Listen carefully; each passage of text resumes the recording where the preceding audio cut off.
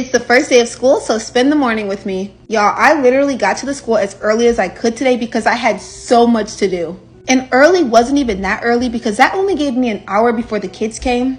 First, I got our jitter juice ready. If you know, you know. And then we were going to be having a New Year's celebration today to celebrate the new school year. So I pulled out all of my little New Year's stuff, which was so nice because I actually bought this last year at Party City when it was shutting down.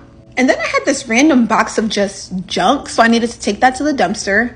I got my board ready, and y'all, I told y'all, if someone comes to my room to talk, it's like I just stop whatever I'm doing, and I get so distracted. So if you see me busy, walk past, please, because I am a talker. So once I chatted for a good 5 to 7 minutes, I realized I needed to get back on task because my students were going to be there in literally less than 30 minutes at this point.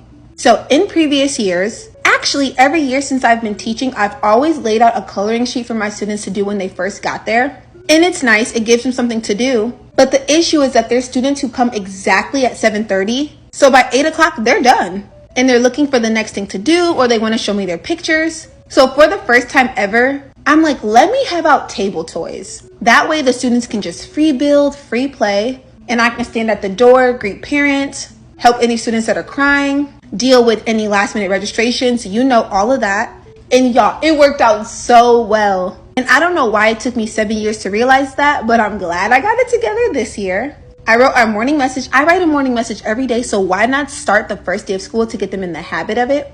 Then this is where things kind of went south. I logged on to check my roster and I had 2 new students. And at this point, I had 10 minutes. So I quickly had to label their folders, make them a name tag, label their cubby, you know, all of the stuff because I wanted them to come into the class and feel like they were supposed to be there. But that was my morning. Happy new school year. Cheers to year 7.